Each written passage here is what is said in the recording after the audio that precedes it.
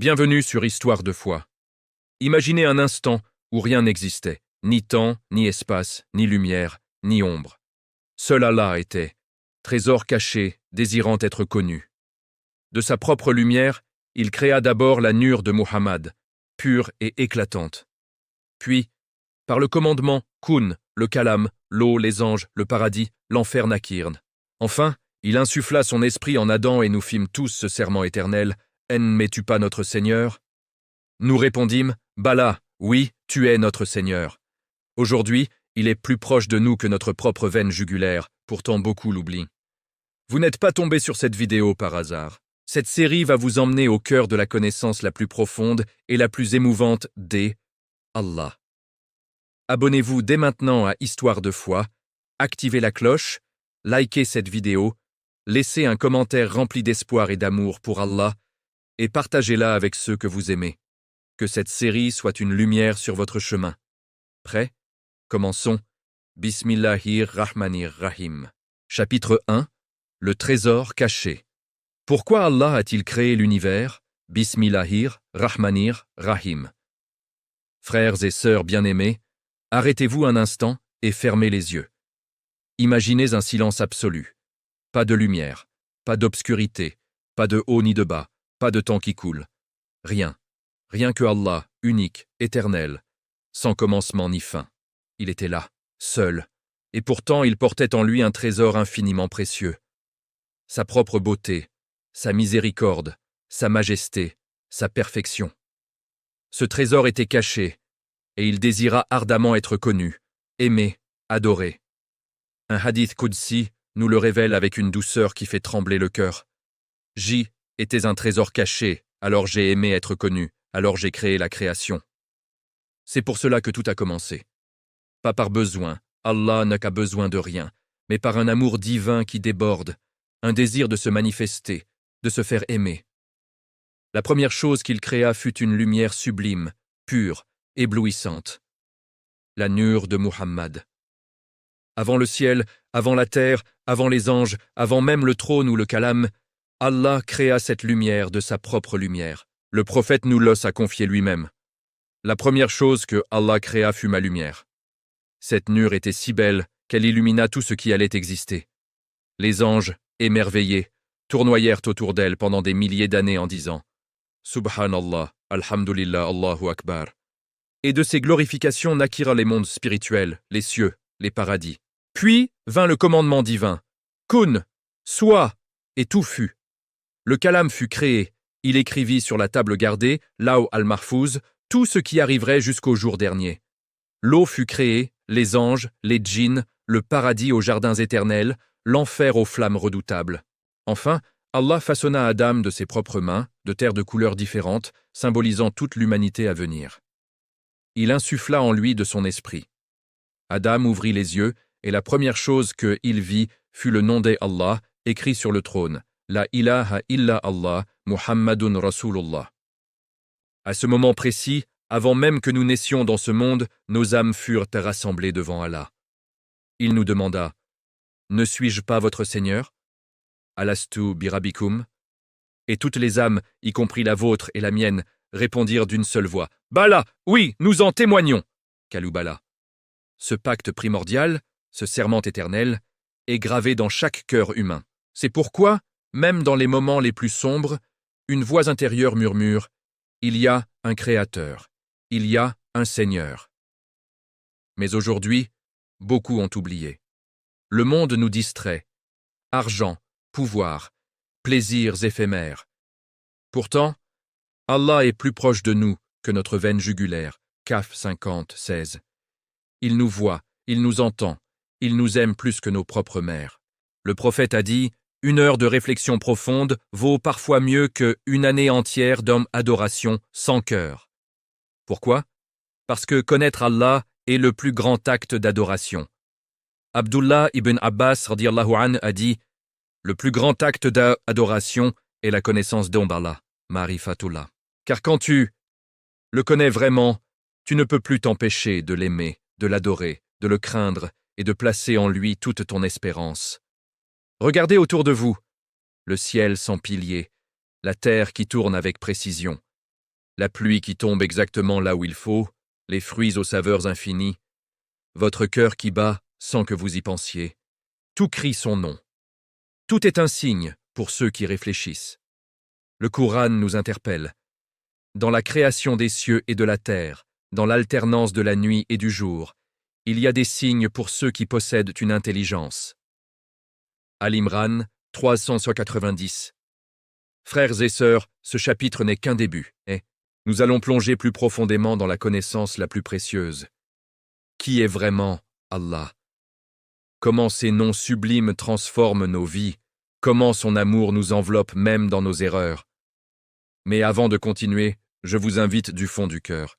Si cette vidéo a touché votre âme, si elle a rallumé une étincelle de foi en vous, abonnez-vous dès maintenant à Histoire de foi, activez la cloche pour ne rien manquer, likez cette vidéo pour soutenir la diffusion de cette lumière, laissez un commentaire rempli d'espoir et d'amour envers Allah.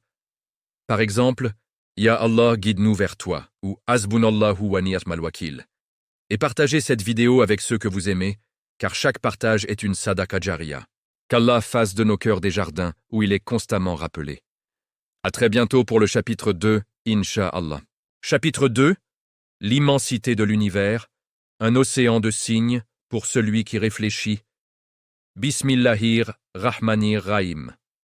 Frères et sœurs, levez les yeux vers le ciel nocturne. Quand la lune est fine et que les lumières de la ville s'éteignent, des milliards d'étoiles apparaissent comme des diamants éparpillés sur un voile noir. Vous sentez-vous petit? C'est exactement ce qu'Allah veut que vous ressentiez, pour mieux comprendre sa grandeur infinie. Le Coran nous dit « Il a créé les 7 cieux en harmonie. Tu ne vois aucune disproportion dans la création du tout miséricordieux. Ramène ton regard. Y vois-tu la moindre fissure? Puis ramène ton regard encore et encore. Ton regard te reviendra fatigué et humilié. » Al-Mulk 67, 3, 4. Imaginez, la Voie lactée, notre galaxie, contient environ 200 à 400 milliards d'étoiles. Le Soleil, cette boule de feu qui nous réchauffe chaque jour, n'est qu'une étoile moyenne parmi elles. La distance d'un bout à l'autre de notre galaxie fait environ 100 000 années-lumière. Une année-lumière, c'est la distance que parcourt la lumière, 300 000 km par seconde, en une année entière, près de 9 500 milliards de kilomètres. Multipliez cela par 100 000. Le chiffre devient si énorme que l'esprit humain vacille. Et pourtant, notre galaxie n'est qu'un grain de sable dans un désert infini. Les astronomes estiment au jour, il existe au moins 2000 milliards de galaxies dans elle, univers observable. 2000 milliards, chaque galaxie contenant des centaines de milliards d'étoiles. Et tout cela tourne, danse, obéit à une précision mathématique parfaite, sans jamais se heurter. Le Coran, elle, avait annoncé il y a 14 siècles. Le Soleil et la Lune évoluent selon un calcul précis. Ar-Rahman 55, 5.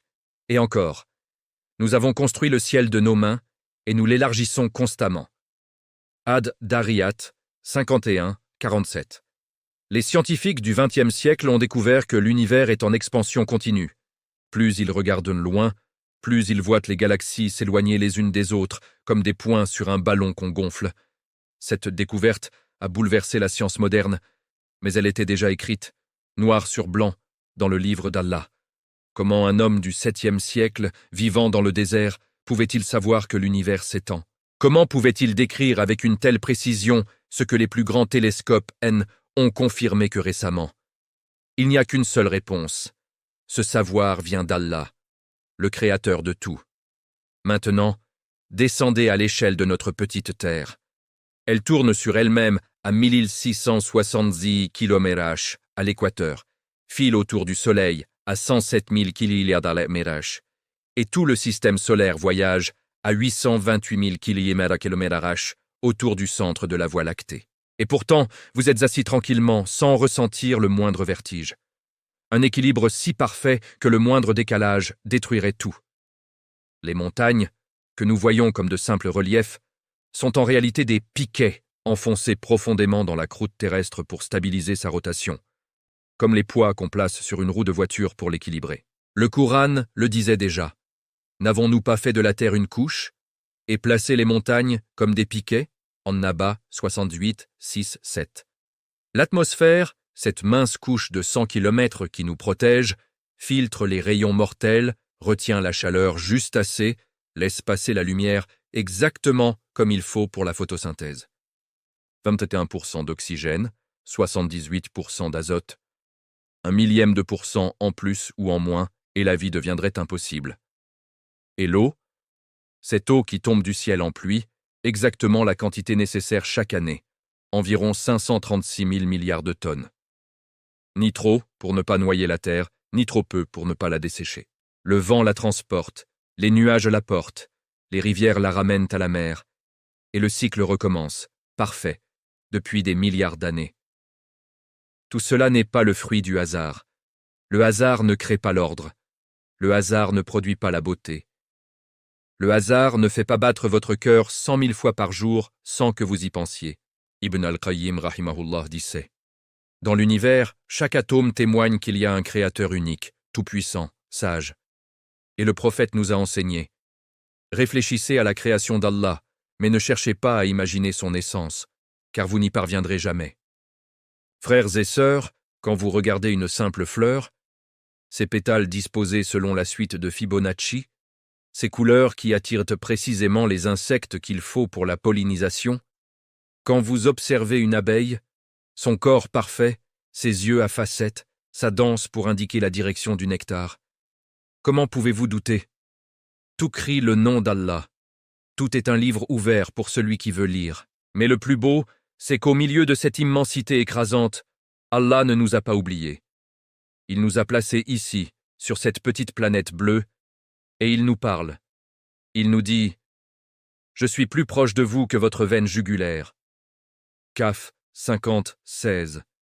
Il nous connaît un par un, il connaît chaque feuille qui tombe, chaque larme que vous versez dans la nuit. Alors, pourquoi cette immensité? Pour nous rappeler que notre ego est minuscule, que nos soucis sont minuscules, que nos ambitions matérielles sont minuscules, et que seul Allah est immense. Quand le cœur comprend cela, il se remplit d'humilité, de gratitude, d'amour. Il se prosterne naturellement. Il dit « Subhanallah, Alhamdulillah, Allahu Akbar ». Frères et sœurs, ce chapitre N est que une goutte dans L, océan de la grandeur des Allah. Dans le prochain chapitre, nous plongerons dans ses plus beaux noms. Comment il transforme nos vies, comment il guérisse nos cœurs, comment il nous rapproche de lui. Mais avant de nous quitter, je vous invite sincèrement. Si cette vidéo a fait vibrer quelque chose en vous, si elle vous a rappelé la beauté de votre Créateur, abonnez-vous à Histoire de foi, activez la cloche pour ne rien manquer de cette série, likez cette vidéo pour aider à la diffuser, laissez un commentaire rempli d'espoir et d'amour pour Allah. Par exemple, Ya Allah, augmente notre émerveillement devant ta création, ou Subhanallah pour tant de signes, et partagez cette vidéo avec ceux que vous aimez. Chaque partage est une aumône continue. Qu'Allah ouvre nos cœurs à sa lumière. À très bientôt pour le chapitre 3, Inch'Allah. Chapitre 3, Al-Rahman, Al-Rahim. L'océan infini de la miséricorde d'Allah. Bismillahir, Rahmanir, Rahim. Frères et sœurs, arrêtez-vous un instant. Posez votre main sur votre cœur. Sentez-le battre. Chaque battement est un cadeau. Chaque souffle est une caresse. Chaque matin où vous ouvrez les yeux est une preuve un amour qui ne s'épuise jamais. Cet amour a un nom, Ar-Rahman, Ar-Rahim. Ces deux noms divins ouvrent chaque sourate du Coran, sauf une. Ils encadrent la vie du croyant du berceau jusqu'au paradis. Ils sont prononcés des dizaines de fois par jour dans nos prières. Pourtant, combien d'entre nous mesurent vraiment leur profondeur? Le prophète a dit, Allah a divisé sa miséricorde en 100 parts. Il n'en a descendu qu'une seule sur terre. Et c'est avec cette unique part que les créatures se montrent de la compassion. La jument soulève son sabot de peur écraser son poulain. La mère serre son enfant. Même le lion partage parfois sa proie. Les 99 autres parts, Allah les a réservées pour ses serviteurs le jour du jugement. Bukhari et Muslim. Imaginez. Tout le amour que vous avez ressenti dans votre vie. Elle, amour, une mère, d'un père, d'un enfant, un ami. Tout cela, est que 1/100 de la miséricorde Allah. Le reste, Il le garde pour le jour où nous serons nus, tremblants, devant lui. Al-Rahman, la miséricorde qui embrasse tout. Elle ne fait aucune distinction. Elle descend sur le croyant comme sur le mécréant, sur l'homme comme sur l'animal, sur la terre comme sur les cieux. C'est est la pluie qui tombe sur le champ du pieux et sur celui de El, ingrat. C'est l'air que respire le tyran comme le martyr. C'est le soleil qui réchauffe le cœur du prophète et celui du pharaon. Cette miséricorde est si vaste qu'elle ne peut être contenue que par le nom Al-Rahman, un nom unique, impossible à attribuer à quiconque d'autre. On ne peut pas nommer un enfant Rahman. On dit seulement Abdurrahman, serviteur du tout miséricordieux. Al-Rahim, la miséricorde spéciale, celle qui attend les croyants au jour dernier. Elle est personnelle, intime, éternelle. C'est elle qui transformera l'angoisse en joie, la peur en sécurité, les larmes en rivières de paradis. Le prophète a dit « Allah est plus miséricordieux envers ses serviteurs que cette mère envers son enfant. » Et il montra une femme qui venait de retrouver son bébé parmi les captifs et le serrait contre son cœur en pleurant « Des amours ». Boukhari et Muslim. Écoutez cette histoire vraie qui fait fondre les cœurs. Une sœur raconte, c'était le premier jour du Ramadan. Mon père, un homme doux qui avait passé sa vie à prier et à aider les autres, fit une crise cardiaque à la mosquée. On l'emmena à l'hôpital. Je me suis effondré. J'ai réalisé à quel point j'avais été une mauvaise fille, peu présente, peu reconnaissante. J'ai supplié Allah. Ya Allah, laisse-lui encore un peu de vie pour que je puisse me racheter, pour que je puisse lui rendre ne serait-ce qu'une partie de ce qu'il aime à donner. Allah al-Mujib répondit. Mon père sortit du coma. Il vécut encore 4 mois. Pendant ces 4 mois, je ne l'ai pas quitté. Je cuisinais pour lui, je le lavais, je l'accompagnais partout, je réalisais enfin tous ses petits souhaits. Mais la maladie progressait. Il souffrait beaucoup.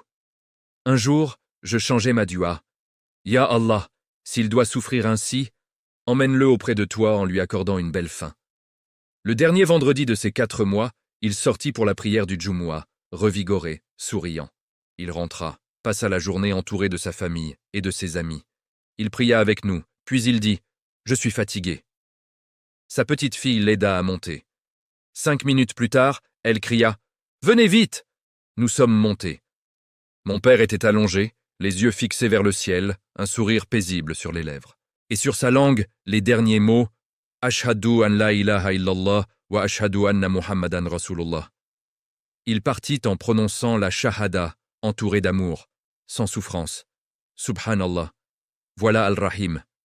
Voilà la miséricorde qui répond, qui enveloppe, qui transforme la douleur en lumière. Frères et sœurs, quand vous doutez de l'amour d'Allah, rappelez-vous, il vous a créé alors qu'il n'avait besoin de rien. Il vous a donné la santé, la famille, la foi, même quand vous l'oubliez. Il vous couvre de bienfaits alors que vous commettez des péchés. Et même si vous passez une vie entière dans l'éloignement, s'il voit une once de repentir dans votre cœur, il accourt vers vous plus vite que vous n'accourez vers lui. Le Coran dit « Et quand mes serviteurs t'interrogent sur moi, alors je suis tout proche.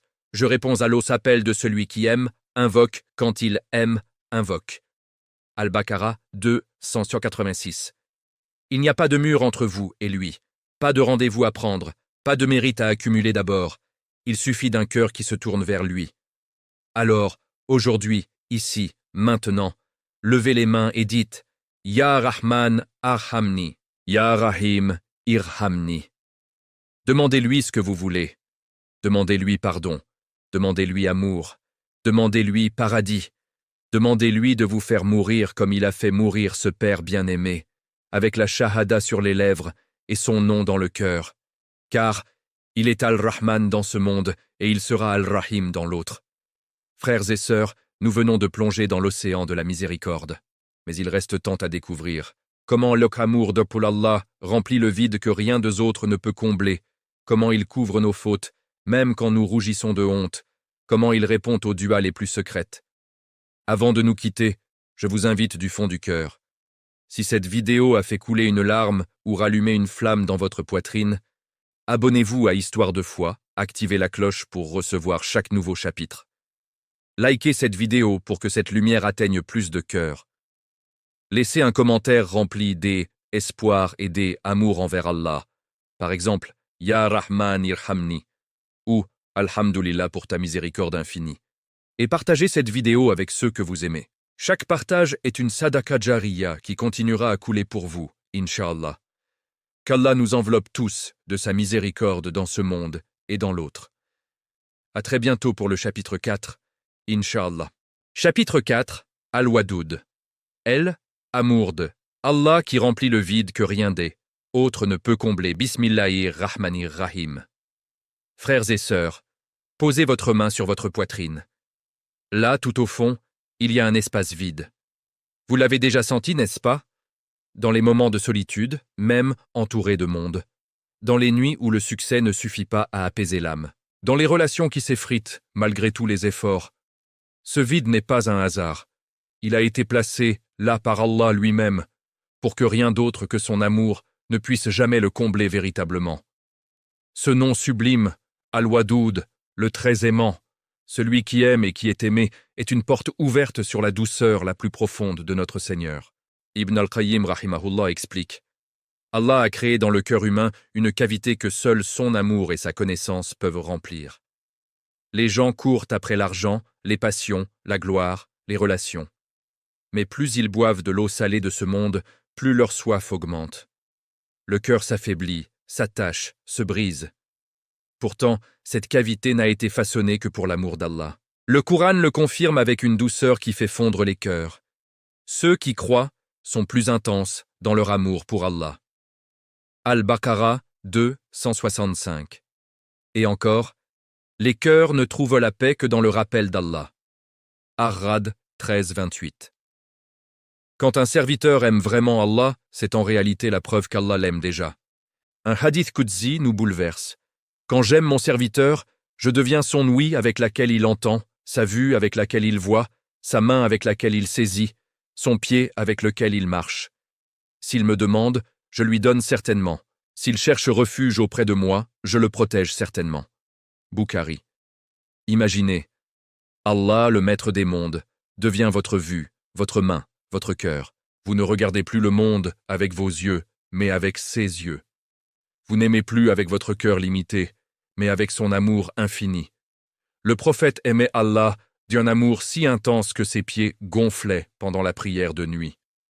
Quand Aïcha, radiyallahu anha, lui demanda « Ô messager d'Allah, pourquoi te fatigues-tu ainsi alors qu'Allah t'a déjà pardonné tes péchés passés et futurs ?» Il répondit avec une douceur qui nous fait pleurer. « Ne suis-je pas censé être un serviteur reconnaissant ?» Bukhari et Muslim. Ce n'était pas la peur qui le faisait prier jusqu'à l'aube. C'était l'amour. Une douceur si grande qu'il ne pouvait s'en passer. Écoutez cette histoire qui montre la miséricorde d'Allah comparée à l'amour d'une mère. Le prophète vit une femme captive qui cherchait frénétiquement son enfant parmi les prisonniers. Quand elle le trouva, elle le serra contre sa poitrine et l'allaita avec une tendresse infinie. Le prophète demanda à ses compagnons: « Pensez-vous que cette femme jetterait son enfant dans le feu ?» Ils répondirent: « Non, jamais, tant qu'elle peut l'en empêcher. » Alors il dit: « Allah est plus miséricordieux envers ses serviteurs que cette mère envers son enfant. » Bukhari et Muslim. Une autre fois, un compagnon vit des oisillons dans un buisson. Il les prit et les mit dans son vêtement. La mère revint, affolée, volant autour de lui. Quand il ouvrit son ihram, elle se précipita vers ses petits. Le prophète, apprenant cela, dit: « Vous émerveillez-vous de la tendresse de cette mère pour ses oisillons? Par celui qui m'a envoyé, Allah aime ses serviteurs plus qu'une mère n'aime ses enfants. Subhanallah. Si une mère humaine peut aimer à ce point, imaginez l'amour d'Al-Wadoud. » Le prophète Daoud alayhi salam faisait cette dua sublime.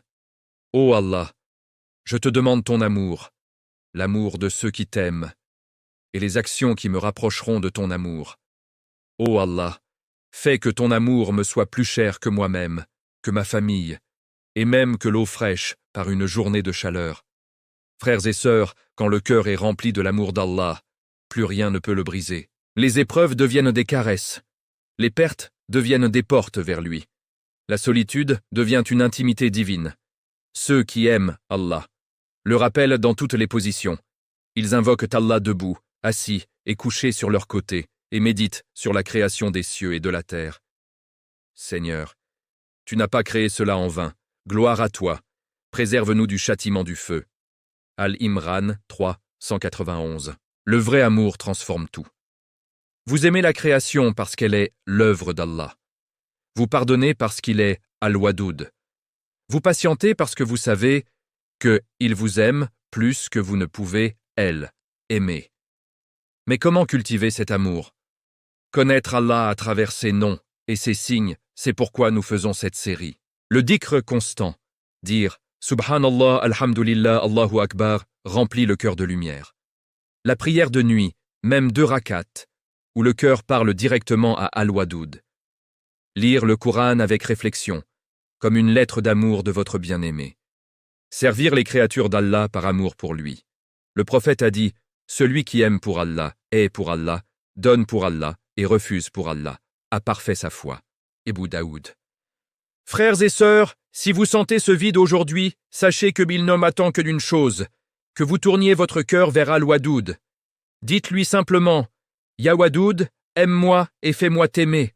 Remplis mon cœur de ton amour jusqu'à ce qu'il déborde. » Il répondra, il répond toujours à ceux qui l'appellent avec sincérité. Dans le prochain chapitre, nous découvrirons un nom qui nous fait trembler de gratitude, Al-Sattar, celui qui couvre nos fautes même quand nous rougissons de honte devant nous-mêmes. Mais avant cela, je vous invite du plus profond du cœur. Si cette vidéo a touché cette cavité secrète dans votre poitrine, si elle a rallumé la flamme de l'amour pour Allah, abonnez-vous à Histoire de foi. Activez la cloche pour ne manquer aucun chapitre. Likez cette vidéo pour que cette lumière atteigne plus d'âmes. Laissez un commentaire rempli des espoirs et des amours envers Allah. Par exemple, Ya Wadoud, remplis nos cœurs de ton amour. Ou Alhamdulillah pour LA, amour des Allah. Et partagez cette vidéo avec ceux que vous aimez. Chaque partage est une sadaqa jariya qui continuera à couler pour vous jusqu'au jour du jugement. Qu'Allah nous fasse parmi ceux qui l'aiment et qui l'aiment. À très bientôt pour le chapitre 5, Inch'Allah. Chapitre 5, Al-Sattar. Celui qui couvre nos fautes avec une tendresse infinie. Bismillahir, Rahmanir, Rahim. Frères et sœurs, avez-vous déjà ressenti cette honte brûlante qui vous ronge de l'intérieur? Ce moment où, seul dans la nuit, vous vous rappelez un péché ancien et votre cœur se serre comme si tout le monde pouvait le voir écrit sur votre front? Vous bêchez les yeux, vous rougissez même dans l'obscurité. Et pourtant, personne ne sait. Personne ne vous regarde avec mépris. Personne ne vous pointe du doigt. Pourquoi? Parce qu'Allah, dans sa miséricorde infinie, a déployé sur vous son voile le plus doux. Il est Al-Sattar, celui qui couvre les fautes, celui qui cache les défauts, celui qui protège ses serviteurs même de leur propre regard accusateur. Ce nom sublime, Al-Sattar, est une lumière dans les ténèbres de nos erreurs. Il nous enseigne qu'Allah n'est pas seulement le juge sévère. Il est d'abord le protecteur tendre qui préfère cacher plutôt qu'exposer, qui préfère pardonner plutôt que punir publiquement. Écoutez cette histoire extraordinaire rapportée à l'époque du prophète Moussa alayhi salam. Une terrible sécheresse frappa le peuple. Les champs se desséchaient, les animaux mouraient, les enfants pleurèrent de soif. Le peuple vint trouver Moussa. « Ô Moussa, toi qui parles directement à ton Seigneur, implore-le pour nous. Fais descendre la pluie. » Moussa alayhi salam, le cœur serré, se tourna vers Allah et supplia « Ô mon Seigneur, ton peuple périt, envoie-nous la pluie par ta miséricorde. » Allah répondit « Ô Moussa, parmi ton peuple se trouve un serviteur qui me désobéit depuis 40 ans, sans jamais avoir demandé pardon une seule fois. Tant qu'il restera parmi vous, la pluie ne tombera pas. Dis-lui de s'éloigner, et je ferai descendre ma miséricorde. » Moussa revint vers son peuple et annonça à voix haute « Parmi vous se trouve quelques-uns qui désobéit à Allah depuis 40 ans sans se m'être repenti. Qu'ils sortent du rassemblement afin que la pluie tombe sur nous tous. » Imaginez la scène, des milliers de personnes rassemblées. Le silence tombe. Tout le monde se regarde. Personne ne bouge. Personne ne se lève. Le pécheur, où qu'il soit dans la foule, reste figé, terrifié à l'idée d'être exposé devant tous. Et soudain, le ciel s'assombrit. Les premières gouttes tombent, puis une pluie abondante, généreuse, salvatrice. Le peuple exulte, danse sous l'eau, remercie Allah. Moussa, stupéfait, retourne vers son Seigneur. Ô Allah, tu avais dit que la pluie ne viendrait que si ce pécheur sortait, mais personne n'est sorti et pourtant la pluie est tombée. Allah répondit avec une douceur qui fait fondre les cœurs. Ô Moussa, mon serviteur a fait un repentir si sincère, si profond dans le secret de son cœur, que j'ai accepté son taoba et j'ai fait tomber la pluie. Moussa, curieux et émerveillé, demanda « Ô Seigneur, qui est ce serviteur?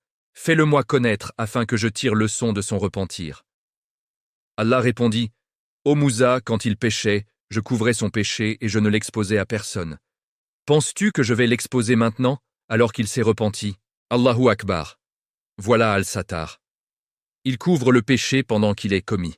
Il le couvre après le repentir. Et il le couvrira même le jour du jugement. Le prophète nous a enseigné. Toute ma communauté sera pardonnée, sauf ceux qui exposent publiquement leur péché. Bukhari et Muslim. Exposer son péché, c'est ôter soi-même le voile qu'Allah a miséricordieusement placé sur nous. C'est rejeter le cadeau d'Al-Sattar. Un grand savant des salafs, Sufyan al-Thawri rahimahullah, disait « Remerciez Allah de ne pas avoir donné d'odeur au péché. Si les péchés avaient une odeur, personne ne pourrait s'asseoir à côté de personne. Aucun parfum, aucun déodorant ne pourrait la masquer. Subhanallah. Imaginez, chaque médisance, chaque regard interdit, chaque mensonge, chaque jalousie aurait une odeur pestilentielle. Nous ne pourrions plus nous supporter les uns les autres. Mais Allah, Al-Sattar, cache tout. Il nous laisse la dignité. Il nous laisse la possibilité de nous repentir en secret, de redevenir purs sans que le monde entier sache. Le jour du jugement, quand les livres seront ouverts et que chaque acte sera exposé, certains verront des pages entières de péchés, effacées, manquantes. Ils s'étonneront, angoisseront. Où sont mes fautes? Et Allah, dans sa générosité, leur dira en secret. Je les ai couvertes dans ce monde, je les couvre encore dans l'au-delà. Frères et sœurs, combien de fois Allah vous a-t-il protégé de l'humiliation? Combien de fois a-t-il détourné les regards au moment où vous alliez être surpris en faute? Combien de fois a-t-il fait en sorte que votre péché reste entre vous et lui? C'est et parce que il est Al-Sattar, que il nous donne la chance de revenir à lui sans perdre la face devant les créatures. Le vrai croyant profite de ce voile.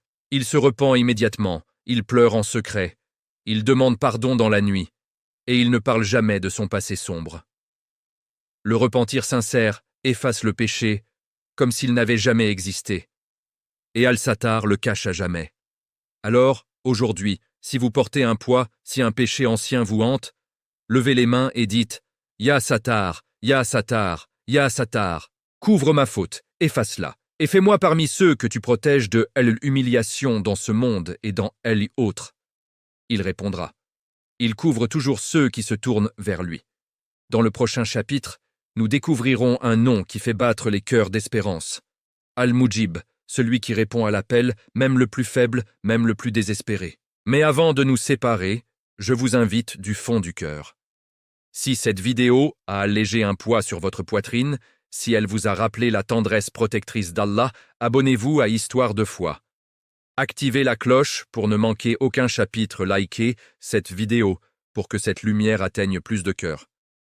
Laissez un commentaire rempli d'espoir et iska, amour, envers. Allah, par exemple, Ya Sattar, couvre-nous de ton voile, ou Alhamdulillah pour ta protection infinie, et partagez cette vidéo avec ceux que vous aimez. Chaque partage est une sadaqa jariya qui continuera à couler pour vous, Inch'Allah. Qu'Allah nous fasse mourir avec nos fautes couvertes et nos cœurs purs. À très bientôt pour le chapitre 6, Inch'Allah. Chapitre 6. Al-Mujib. Celui qui répond à l'appel, même le plus secret, même le plus brisé. Bismillahir, Rahmanir, Rahim. Frères et sœurs, avez-vous déjà vécu ce moment où tout semble perdu? Où la nuit est si lourde que même les larmes ne coulent plus? Où vous levez les mains, la voix tremblante, et vous murmurez une dua si intime que vous n'oseriez la dire à personne. Et puis, quelque chose se passe. Une porte s'ouvre. Un soulagement arrive. Une réponse tombe du ciel, précise, parfaite, comme si Allah avait écouté chaque syllabe de votre cœur. Ce nom divin, Al-Mujib, celui qui répond, est la plus grande espérance du croyant. Il n'est pas un roi lointain qui ignore les appels. Il est celui qui dit lui-même dans le Coran, avec une proximité qui nous bouleverse, « Et quand mes serviteurs t'interrogent sur moi, alors je suis tout proche. Je réponds à elle, appel de celui qui aime, invoque, quand il aime, invoque. Qu'ils répondent donc à mon appel et qu'ils croient en moi afin qu'ils soient bien guidés. » Al-Baqarah 2, 186. Remarquez la beauté. Allah n'a pas dit « Dis-leur que je répondrai peut-être » ou « S'ils méritent ». Non. Il a dit « Je réponds ». C'est une promesse absolue, pas de condition de perfection, pas de délai imposé, juste une proximité infinie et une réponse certaine. Le prophète nous a enseigné « Invoquez Allah en étant certain de la réponse. Sachez qu'Allah ne répond pas à une invocation provenant d'un cœur distrait et négligent. » Tirmidhi. Certain de la réponse, même quand tout semble impossible. Écoutez cette histoire vraie qui traverse les cœurs comme une lumière. Une sœur raconte, c'était le premier jour du Ramadan. Mon père, cet homme pieux qui m'avait élevé avec tant de douceur, fit une crise cardiaque en pleine mosquée, pendant la prière. On l'emmena d'urgence à l'hôpital. Je courus là-bas, le cœur en miettes. En le voyant branché à tous ses appareils, je réalisai soudain combien j'avais été une fille indigne. Peu reconnaissante, peu présente, toujours occupée par ma vie. Je me suis effondré en dua. Ya Allah, toi Al-Mujib, laisse-lui encore un peu de temps dans ce monde. Je veux me racheter. Je veux lui rendre un peu de tout l'amour qu'il m'a donné. Subhanallah, Allah répondit immédiatement. Mon père sortit du coma. Les médecins étaient des stupéfaits. Il vécut encore 4 mois entiers. Pendant ces 4 mois, je ne l'ai pas quitté. Je cuisinais ses plats préférés, je le lavais, je l'accompagnais à tous ses rendez-vous, je réalisais ses moindres souhaits. Je me rattrapais, enfin. Mais la maladie progressait. Il souffrait beaucoup. Voir mon père, ce pilier de force, réduit à dépendre de nous pour tout, me brisait le cœur. Un jour, je changeai ma dua. Ya Allah, s'il doit souffrir ainsi, emmène-le auprès de toi. Accorde-lui une belle fin, en état d'obéissance, avec la shahada sur les lèvres. Le dernier vendredi de ces 4 mois arriva. Mon père se leva, plein d'énergie inhabituelle. Il fit la prière du Jumu'ah à la mosquée, revint souriant, passa la journée entouré de famille et d'amis. Il pria avec nous tous, puis il dit doucement « Je me sens fatigué ». Sa petite fille l'aida à monter à l'étage. À peine 5 minutes plus tard, elle cria « Venez vite !» Nous sommes montés en courant. Mon père était allongé, paisible, les yeux tournés vers le ciel, un sourire serein sur le visage. Et sur sa langue, les derniers mots qu'il prononça « Ashhadu an la ilaha illallah wa ashhadu anna Muhammadan Rasulullah ». Il partit ainsi, en pleine shahada, entouré d'amour, sans souffrance. Allah avait répondu à mes 2 duas, avec une précision et une miséricorde qui me font encore pleurer aujourd'hui. Voilà Al-Mujib. Il répond quand on demande la vie, il répond quand on demande une belle mort. Il répond toujours, de la meilleure façon, même si nous ne comprenons pas tout de suite. Une autre histoire, rapportée par les savants, un homme pieux voyageait en mer. Une tempête terrible éclata, le bateau coula. Il s'accrocha à une planche, seul au milieu de l'océan. 3 jours et 3 nuits passèrent. Il n'avait plus rien à manger ni à boire. Il leva les mains. « Ya Allah, toi Al-Mujib, si tu me sauves, je consacrerai ma vie à ton obéissance. » Le 4e jour, un bateau passa au loin. Il cria, agita les bras, mais personne ne le vit. Il pleura. « Ya Allah, tu as promis de répondre. » Soudain, un énorme poisson surgit, le prit délicatement dans sa bouche et le transporta jusqu'à la côte. Les gens du village, stupéfaits, virent le poisson déposer l'homme sur le sable, avant de repartir dans la mer. L'homme vécut le reste de sa vie en adorateur dévoué, racontant à tous « Allah est Al-Mujib ». Il répond même par des miracles que nous n'imaginons pas. Frères et sœurs, Al-Mujib ne répond pas seulement aux grandes crises. Il répond aux petites choses aussi. Cette place de parking que vous trouvez au dernier moment.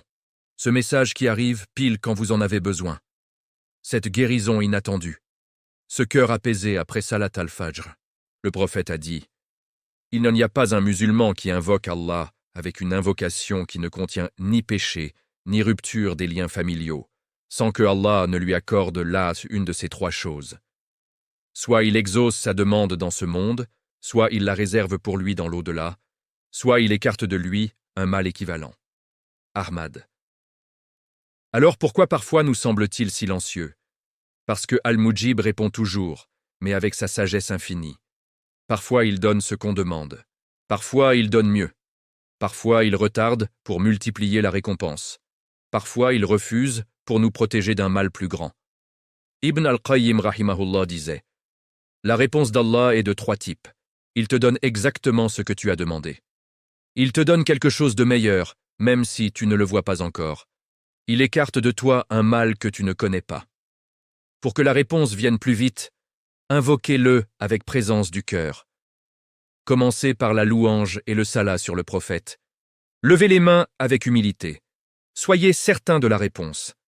Invoquez dans les moments bénis, dernier tiers de la nuit, entre l'Adhan et l'Iqaama, en sujoud, le vendredi après Asr. Et surtout, persistez. Le prophète a dit: Allah aime le serviteur persistant dans la dua. Aujourd'hui, ici, maintenant, levez les mains avec moi. Dites: Ya Mujib, Ya Mujib, Ya Mujib. Réponds à mon appel. Accorde-moi ce qui est bon pour ma religion, ma vie d'ici-bas et mon au-delà. Guéris mon cœur. Rapproche-moi de toi. Fais de moi un serviteur que tu aimes. Il écoute. Il répond. Il est Al-Mujib. Dans le prochain chapitre, nous plongerons dans un nom qui fait briller les yeux d'espoir. Al-Wahhab, celui qui donne sans limite, sans condition, sans jamais se lasser. Mais avant de nous quitter, je vous invite du plus profond du cœur. Si cette vidéo a rallumé en vous l'espérance que vos duas seront exaucées, si elle vous a rappelé qu'Allah répond toujours, abonnez-vous à Histoire de foi, activez la cloche pour ne manquer aucun chapitre, likez cette vidéo pour que cette lumière atteigne plus de cœurs. Laissez un commentaire rempli d'espoir, aider, amour envers Allah. Par exemple, Ya Mujib, exauce nos duas, ou Alhamdulillah pour ta réponse infinie. Et partagez cette vidéo avec ceux que vous aimez. Chaque partage est une sadaqa jariya qui continuera à couler pour vous, Inch'Allah. Que Allah nous fasse parmi ceux dont il exauce les invocations dans ce monde et dans les autres. À très bientôt pour le chapitre 7, Inch'Allah. Chapitre 7. Al-Wahhab, celui qui donne sans compter, sans attendre de retour, Bismillahir, Rahmanir Rahim. Frères et sœurs, levez les mains un instant. Fermez les yeux. Pensez à tout ce que vous possédez aujourd'hui. Votre santé, votre famille, le toit au-dessus de votre tête, le souffle qui entre et sort de vos poumons, la foi qui réchauffe votre cœur même dans les nuits les plus froides. Rien de tout cela n'a été gagné par un contrat. Rien n'a été facturé. Tout vous a été offert, gratuitement, généreusement, abondamment, par celui dont le nom fait vibrer l'univers, Al-Wahhab, le donateur parfait, celui qui donne sans limite, sans condition, sans jamais se lasser. Ce nom sublime apparaît 3 fois dans le Coran, et chaque fois, il nous rappelle que les plus grands dons ne s'achètent pas, et ne se méritent pas toujours, ils jaillissent purement de sa générosité infinie. Regardez le prophète Sulaiman alayhi salam. Allah lui avait déjà donné un royaume immense. Le vent lui obéissait, les djinns travaillaient pour lui, les animaux lui parlaient, les métaux fondaient entre ses mains. Pourtant, Sulaiman n'était pas rassasié de ce monde, il voulait quelque chose d'unique, d'inimitable. Il leva les mains et dit, avec une humilité qui nous enseigne tout: « Seigneur, pardonne-moi et accorde-moi un royaume tel qu'il ne conviendra à personne après moi. Toi, vraiment, tu es le grand donateur. » Al-Wahhab, Sad 38-35. Remarquez la beauté. Avant de demander l'extraordinaire, il commence par demander le pardon. Et il choisit précisément le nom Al-Wahhab, parce qu'il sait que seul celui qui donne sans raison, sans contrepartie, peut offrir un don aussi immense. Allah répondit. Il lui donna un royaume que personne, ni avant ni après, n'aura jamais. Le vent le transportait où il voulait, les fourmis parlaient sous ses pieds, la reine de Saba vint à lui avec ses trésors. Et pourtant Sulaiman ne s'enivra jamais de ses dons. Il restait prosterné, disant « Ceci provient de la grâce de mon Seigneur pour me l'éprouver. Suis-je reconnaissant ou ingrat ?» En Naml 27-40. Voilà la sagesse d'Al-Wahhab. Il donne pour nous tester, pour voir si notre cœur se tourne vers lui en gratitude ou vers les dons en oubli. Ibn al-Qayyim rahimahullah explique « Al-Wahhab donne avant même qu'on le demande. Il continue à donner après qu'on l'ait remercié. Il donne sans cause, simplement parce qu'il est Al-Wahhab. Pensez-y, vous n'avez rien demandé pour naître musulman, ou pour naître dans une famille qui vous aime, ou pour avoir des yeux qui voient dans les couleurs du ciel. Vous n'avez pas signé de contrat pour que votre cœur batte 100 000 fois par jour. Tout cela est un don pur, gratuit, incessant. Écoutez cette histoire qui traverse les siècles. Un homme pauvre, très pauvre, vivait dans une petite maison délabrée. Il avait une grande famille et peinait à les nourrir. Un jour, il leva les mains après la prière du Fajr et dit simplement « Ya Wahhab, toi le grand donateur, donne-moi une subsistance licite qui suffise à ma famille. » Il n'avait pas fini sa dua qu'un homme frappa à sa porte. C'était un marchand qu'il ne connaissait pas. Le marchand dit « J'y ai rêvé cette nuit qu'un homme dans cette maison avait besoin d'une aide. Allah m'a ordonné de te donner cette bourse. » Dans la bourse, il y avait exactement de quoi acheter une petite terre fertile. L'homme pleura. Il acheta la terre, la cultiva. Quelques années plus tard, il devint l'un des plus riches du village. Mais il n'oublia jamais. Chaque année, il distribuait une grande partie de sa récolte aux pauvres et disait « Tout cela vient de Al-Wahhab. Je ne fais que passer les dons. » Un jour, un jeune homme orgueilleux lui demanda « Comment as-tu fait pour passer de la misère à l'abondance » Il répondit « J'ai demandé à Al-Wahhab et il m'a donné. Mais le vrai don, c'est qu'il m'a aussi donné un cœur reconnaissant. » Beaucoup reçoivent sans voir le donateur. Frères et sœurs, Al-Wahhab ne donne pas seulement l'argent, la santé, les enfants. Il donne les dons les plus précieux que personne ne peut acheter. Il donne la guidée à celui qui était perdu dans les ténèbres. Il donne le repentir à celui qui était noyé dans le péché. Il donne la paix du cœur à celui qui était rongé par l'angoisse. Il donne la proximité avec lui à celui qui le cherche dans la nuit. Le prophète a dit « Allah est généreux et il aime la générosité. » Tirmidhi. Et dans un hadith Qudsi, « Je suis auprès de l'âme opinion que mon serviteur a de moi. S'il pense du bien de moi, il aura du bien. Si vous pensez qu'Allah est Al-Wahhab, il vous donnera sans compter. Mais si vous pensez qu'il est avare, qu'il retient, alors votre cœur se fermera et vous ne verrez plus les dons qui pleuvent déjà sur vous. » Comment attirer les dons d'Al-Wahhab? Commencez toujours votre dua par la louange et le pardon, comme Suleyman. Soyez généreux avec ce qu'il vous a déjà donné. Les aumônes ouvrent les portes du risque. Remerciez-le constamment. Le Coran dit « Si vous êtes reconnaissant, très certainement j'augmenterai mes bienfaits pour vous. » Ibrahim 14, 7. Demandez-lui l'impossible. Al-Wahhab aime les grandes demandes. Le prophète a dit « Quand vous demandez à Allah, demandez-lui le Firdaus, le plus haut degré du paradis. » Aujourd'hui, ici, maintenant, levez les mains avec moi et dites « Ya Wahhab, Ya Wahhab, Ya Wahhab. Donne-moi ton pardon, ta proximité, ton amour. Donne-moi la santé du cœur et du corps. Donne-moi une subsistance abondante et licite. Donne-moi une belle fin et le paradis. Et fais que je sois parmi tes serviteurs reconnaissants. » Il donnera. Il est Al-Wahhab. Dans le prochain chapitre, nous découvrirons un nom qui nous rappelle que tout retourne à lui. Al-Waris, l'héritier éternel, celui qui reste quand tout disparaît. Mais avant de nous séparer, je vous invite du plus profond du cœur. Si cette vidéo a ouvert en vous la porte de l'espérance et de la générosité divine, si elle vous a rappelé que les plus beaux dons viennent sans facture, abonnez-vous à Histoire de foi, activez la cloche pour ne manquer aucun chapitre, likez cette vidéo pour que cette lumière atteigne plus de cœurs. Laissez un commentaire rempli d'espoir et d'amour envers Allah, par exemple, Ya Wahhab. Accorde-nous tes dons immenses, ou Alhamdulillah pour ta générosité infinie, et partagez cette vidéo avec ceux que vous aimez. Chaque partage est une sadaqa jariya qui continuera à couler pour vous, Inch'Allah. Qu'Allah nous fasse parmi ceux qui reçoivent ces dons et qui les redistribuent par gratitude. À très bientôt pour le chapitre 8, Inch'Allah. Chapitre 8. Al-Waris. L'héritier éternel, celui qui reste quand tout disparaît. Bismillahir Rahmanir Rahim. Frères et sœurs, arrêtez-vous un instant et regardez autour de vous.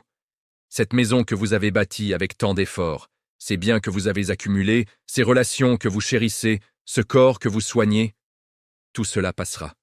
Les empires s'effondrent, les fortunes s'évaporent, les corps retournent à la terre. Même les étoiles un jour s'éteindront. Tout a une fin, tout est éphémère. Sauf un seul, Al-Waris, l'héritier éternel, celui qui reste quand plus rien ne reste, celui à qui tout retourne, celui qui hérite de tout sans jamais perdre quoi que ce soit. Ce nom sublime, Al-Waris, nous rappelle une vérité qui fait trembler l'âme. Nous ne possédons rien en réalité, nous ne faisons que passer. Nous sommes des locataires temporaires dans un monde qui appartient entièrement à Allah. Le Coran le dit avec une majesté qui nous fige, c'est à Allah appartient elle, héritage des cieux et de la terre. Al-Imran 3, 180. Et encore, nous héritons de la terre et de tout ce qui s'y trouve, et c'est vers nous qu'ils seront ramenés. Maryam 19, 40. Tout revient à lui. Les richesses des pharaons, Allah en a hérité. Les palais des rois, Allah en a hérité. Vos biens, vos enfants, votre vie, un jour, Allah en héritera, et il restera éternel, immuable, tandis que tout le reste aura disparu. Écoutez l'histoire du prophète Zacharia alayhi salam, une histoire qui nous enseigne la profondeur de ce nom. Zacharia était âgé. Ses os étaient fragiles, ses cheveux blancs, sa femme stérile depuis toujours. Il n'avait pas d'enfant, pas d'héritier pour porter son message, pour continuer la dawa après lui. Dans le silence de la nuit, sous la voûte du mihrab, il leva les mains, le cœur serré par l'angoisse de voir la connaissance divine s'éteindre avec lui. Il appela Allah avec une humilité infinie. « Seigneur, ne me laisse pas seul, alors que tu es le meilleur des héritiers. » Kairu al-Warithin, Al-Anbiya 21, 89. Remarquez la beauté. Il ne dit pas simplement « Donne-moi un enfant ». Il commence par reconnaître que même sans enfant, Allah reste l'héritier ultime. Que même si la lignée s'arrête, rien ne s'arrête vraiment, car tout appartient à Al-Waris. Il place sa confiance totale en celui qui ne meurt jamais, qui ne vieillit jamais, qui ne perd jamais. Et Allah répondit. Il lui donna Yahya alayhi salam, un fils prophète, pieux, doux, qui confirma la parole d'Allah. Un miracle après des décennies d'attente. Ibn al-Qayyim rahimahullah explique. Zacharia a commencé son dua par Rab, Seigneur nourricier, et elle a terminé par Al-Waris, l'héritier éternel. Il a équilibré la miséricorde proche et la majesté éternelle. Car quand tout héritier humain disparaît, seul le vrai héritier reste.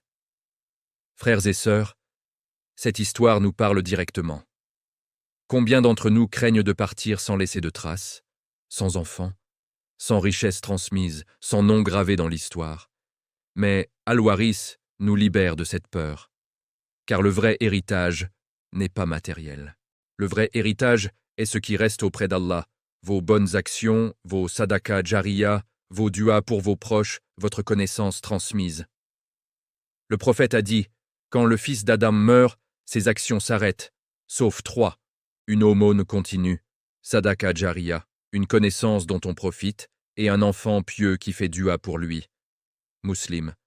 Ces 3 choses, Allah les hérite et les multiplie éternellement. Elles ne disparaissent qu'au pas.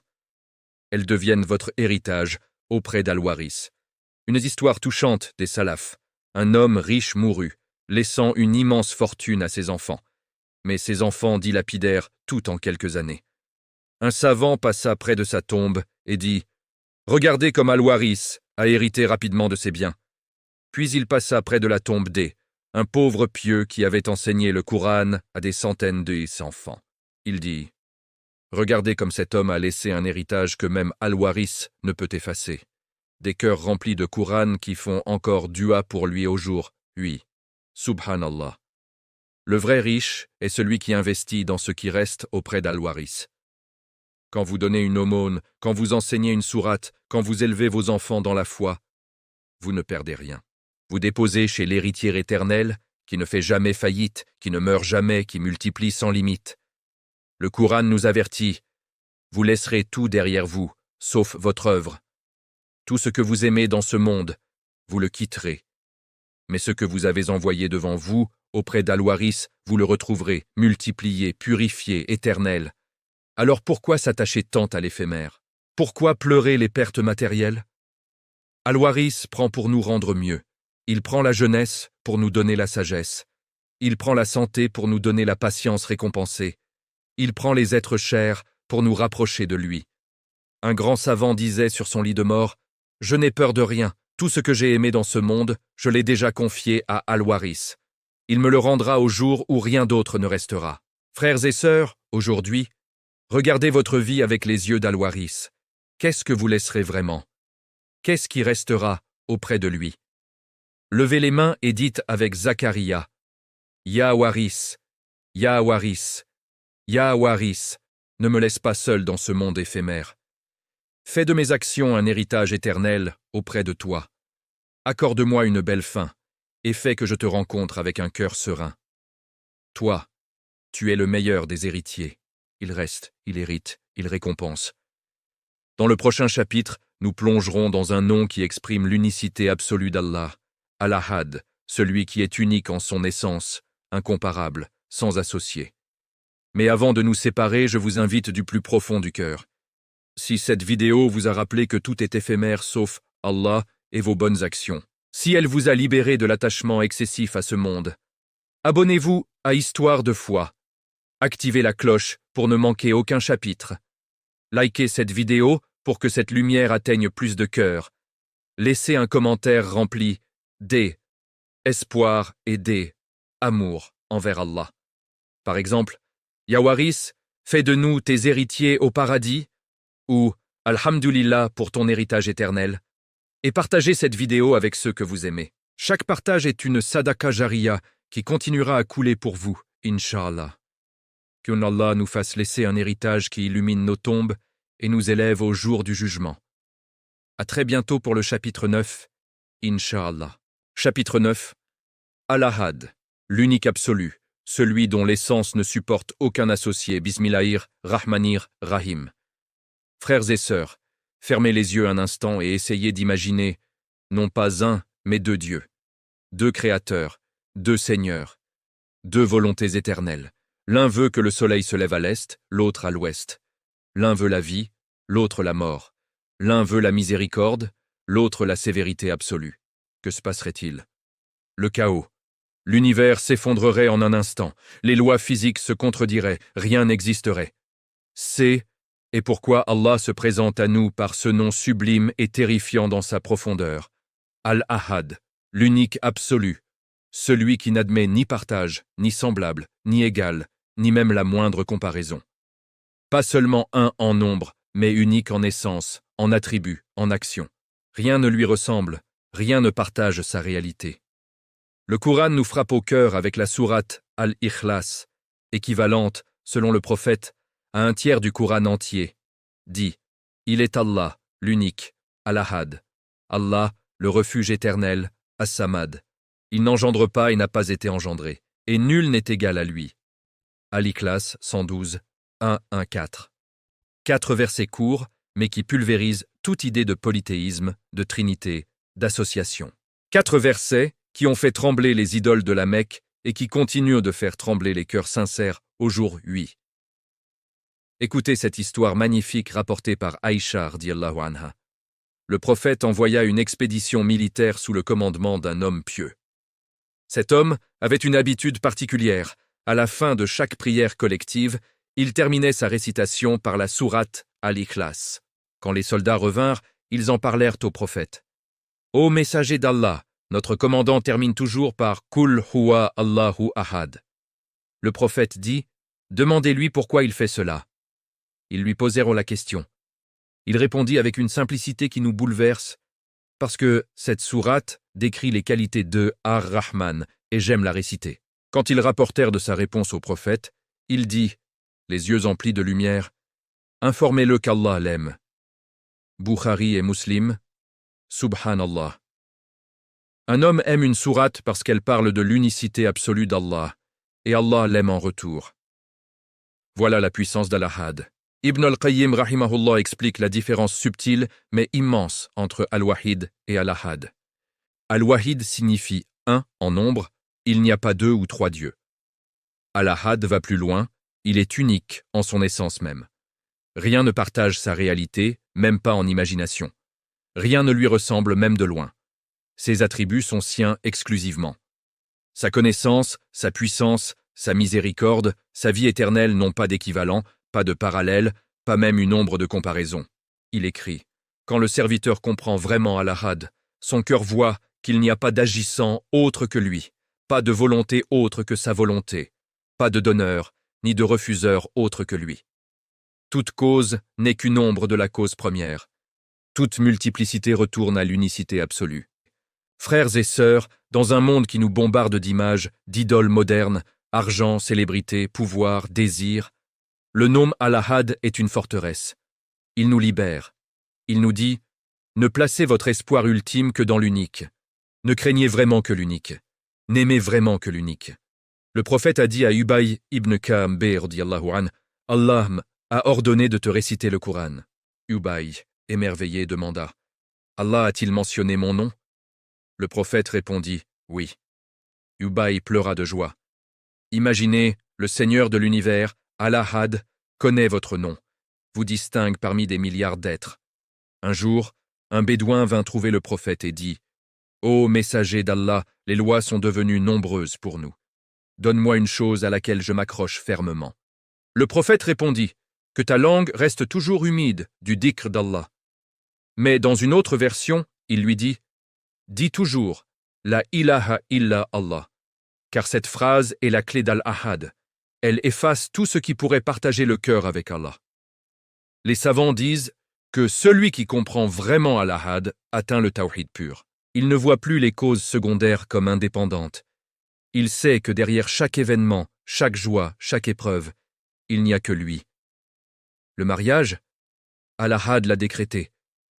La maladie, Al-Ahad l'a permise pour un bien. La guérison, Al-Ahad l'a accordé. C'est pourquoi les grands connaissants, quand ils atteignaient ce degré, répétaient sans cesse « La ilaha illa huwa » il n'y a de divinité que lui. Un maître soufi disait à son disciple « Si tu veux goûter la douceur du tawhid, répète « Allahu Ahad » jusqu'à ce que ton cœur sente que tout autre que lui ne est que illusion. Frères et sœurs, dans les moments de doute, quand le monde vous presse d'associer à Allah, peur des gens, espoir dans les créatures, attachement excessif, revenez à Al-Ahad, dites « Qul huwa Allahu Ahad » et sentez le poids s'enlever de votre poitrine. Levez les mains avec moi maintenant et répétez « Ya Ahad, Ya Ahad, Ya Ahad ». Fais de mon cœur un miroir pur de ton unicité. Efface de mon âme toute association, même cachée. Fais que je ne vois que toi, que je n'aime que toi, que je ne craigne que toi, que j'espère que de toi. Toi, l'unique absolu, sans associé. Il est Al-Ahad, rien ne lui ressemble, et il nous aime, malgré notre multiplicité de distractions. Dans le prochain chapitre, le dernier de cette série, nous conclurons notre voyage en contemplant comment la science moderne, du Big Bang à l'ADN, crie l'unicité d'Allah et nous prépare au retour vers lui. Mais avant de nous séparer, je vous invite du plus profond du cœur. Si cette vidéo a purifié ne serait-ce que un peu votre tawhid, si elle vous a rappelé qu'il n'y a vraiment que lui, abonnez-vous à Histoire de foi, activez la cloche pour ne manquer aucun chapitre, surtout le dernier. Likez cette vidéo pour que cette lumière atteigne plus de cœurs, laissez un commentaire rempli d'espoir et amour envers Allah. Par exemple, Ya Ahad, guide-nous vers ton unicité pure, ou La ilaha illallah, et partagez cette vidéo avec ceux que vous aimez. Chaque partage est une sadaqa jariya qui continuera à couler pour vous, Inch'Allah. Qu'Allah nous fasse mourir sur La ilaha illallah. À très bientôt pour le chapitre final, Inch'Allah. Chapitre 10. Les signes du temps. Quand la science moderne crie le nom d'Allah et nous, rappelle le retour. Bismillahir-Rahmanir-Rahim. Frères et sœurs, nous arrivons au terme de ce voyage. 10 chapitres ensemble, 10 étapes, pour nous rapprocher de celui qui nous a créés, qui nous aime, qui nous attend. Et aujourd'hui, dans ce dernier chapitre, nous allons voir comment le monde moderne lui-même, avec toute sa science et ses découvertes, se met à crier ce que le Coran annonçait il y a 14 siècles. Allah est unique. Il est le Créateur, et tout retourne à lui. Ouvrez grand vos cœurs. Ce que vous allez entendre n'est pas une confrontation entre foi et science, mais une harmonie parfaite, une preuve éclatante que le Coran n'est pas un livre humain, mais la parole du Seigneur des mondes. Commençons par le commencement. Du commencement. Le Coran dit « Nous avons bâti le ciel de nos mains et nous le élargissons constamment. » Dariyat 51, 47. Pendant des siècles, les exégètes ont lu ce verset avec respect, mais sans en saisir toute la portée. Puis, au XXe siècle, les télescopes deviennent plus puissants. Edwin Hubble observe que les galaxies s'éloignent les unes des autres. Plus une galaxie est loin, plus elle s'éloigne vite. Conclusion. L'univers est en expansion continue. Il grandit, il s'élargit. Exactement ce que le Coran avait dit. Wa inna la musi 1. Et nous le élargissons constamment. Comment un homme du désert arabique, au 7e siècle, pouvait-il savoir que l'univers s'étend? Il n'y avait ni télescope, ni satellite, ni calcul mathématique. Il n'y avait que la révélation d'Allah. Allons plus loin. Si l'univers s'étend aujourd'hui, alors hier il était plus petit. Remontez le film. Il y a des milliards d'années, tout était concentré en un point infiniment dense, infiniment chaud. Puis une explosion gigantesque libère énergie, matière, espace, temps. Les scientifiques appellent cela le Big Bang. Le Coran le décrit avec une précision qui donne des frissons. Les cieux et la terre étaient réunis, puis nous les avons séparés. Al-Anbiya 21-30. Et encore, puis il s'est tourné vers le ciel qui était alors fumé, et il lui dit ainsi qu'à la terre, « Venez tous deux, de gré ou de force. » Ils dirent, « Nous venons obéissants. » Fusilat 41-11, fumé. Exactement le mot que les astrophysiciens utilisent au jour 8 pour décrire l'Eprentowerch, état primitif de mode d'univers. Un plasma chaud, opaque, gazeux, une fumée cosmique. Comment Muhammad pouvait-il connaître cela? Il n'y avait pas de radiotélescope, pas de fond diffus cosmologique mesuré en 1965. Il n'y avait que Jibril alayhi salam descendant avec la parole d'Allah. Descendons maintenant sur terre. Le Coran dit « N'avons-nous pas fait de la terre une couche et placé les montagnes comme des piquets ?» En Naba 78-6, 7. Longtemps, on a compris les montagnes comme de simples reliefs. Puis la géologie moderne découvre que les montagnes ont des racines profondes, parfois 10 fois plus longues que leur hauteur visible, qui s'enfoncent dans le manteau terrestre et stabilisent la croûte comme des piquets stabilisent une tente. Elles empêchent la terre de trembler excessivement lors de sa rotation. Exactement l'image du Coran, des piquets. Et l'eau? Le cycle parfait de l'eau, la pluie mesurer les vents pollinisateurs, les barrières entre mer douce et salée. Ar-Rahman 55, 19, 20. La vie issue de l'eau, Al-Anbiya 21-30. Les embryons décrits stade par stade, Al-Mu'minun 23, 12, 14, avec une précision que la science a confirmé que, au XXe siècle. Tout cela n'est pas hasard. Ce sont des signes pour ceux qui réfléchissent. Le prophète a dit « Celui qui connaît vraiment Allah ne peut empêcher de adorer. » Et aujourd'hui, des scientifiques du monde entier, en étudiant l'univers, l'ADN, les constantes physiques, se convertissent à l'islam. Pourquoi? Parce que plus ils creusent, plus ils voient une précision mathématique qui ne peut venir du hasard. L'univers est réglé avec une finesse inimaginable. Si la force gravitationnelle était un peu plus forte, tout s'effondrerait. Un peu plus faible, rien ne se formerait. Si la charge de l'électron variait d'un milliardième, pas d'atomes stables. Des centaines de constantes parfaitement calibrées. Les physiciens parlent d'un « fine-tuning » qui rend la vie possible. Ils cherchent des explications, multivers, hasard, mais le croyant sourit et dit « C'est la main d'Al-Khaliq, Al-Bari, Al-Musawwir. » Frères et sœurs, ces découvertes ne sont pas là pour nous impressionner. Elles sont là pour nous réveiller. Le Coran dit « Bientôt, nous leur montrerons nos signes dans les horizons et en eux-mêmes, jusqu'à ce qu'il leur devienne évident que c'est cela la vérité. » Fusilat 41, 53. Nous y sommes. Les signes sont partout, dans le télescope, dans le microscope, dans le battement de votre cœur. Et le plus beau, au milieu de cette immensité, Allah ne nous a pas oubliés. Il nous parle. Il nous guide, il nous aime, il nous attend. Le pacte primordial que nous avons tous fait, Alastu birabikum, Kalu bala, résonne encore dans nos âmes. Nous avons promis. Il est temps de tenir parole. Ce voyage à travers ces noms sublimes, Al-Rahman, Al-Wadoud, Al-Sattar, Al-Mujib, Al-Wahhab, Al-Waris, Al-Ahad, n'était pas seulement pour connaître Allah, c'était pour l'aimer, pour le choisir, pour retourner à lui avant qu'il ne nous rappelle. Car le retour est proche, plus proche que nous le pensons. Le prophète a dit, « Le plus intelligent des croyants est celui qui pense le plus à la mort et se prépare le mieux pour ce qui vient après. » Frères et sœurs, que cette série ait été pour vous une lumière, qu'elle ait rallumé en vous l'amour d'Allah, la crainte respectueuse, l'espérance infinie, que chaque nom que nous avons contemplé devienne une dua quotidienne, que chaque signe que nous avons vu devienne un motif de prosternation. Et maintenant, levez les mains une dernière fois avec moi. Ya Allah, toi le trésor caché qui a voulu être connu, toi Al-Rahman Al-Rahim qui nous enveloppe de miséricorde, toi Al-Wadoud qui remplit nos cœurs de ton amour, toi Al-Sattar qui cache nos fautes, toi Al-Mujib qui réponds à nos appels, toi Al-Wahhab qui donne sans compter, toi Al-Waris qui reste quand tout disparaît, toi Al-Ahad sans associé. Fais de nous tes serviteurs sincères.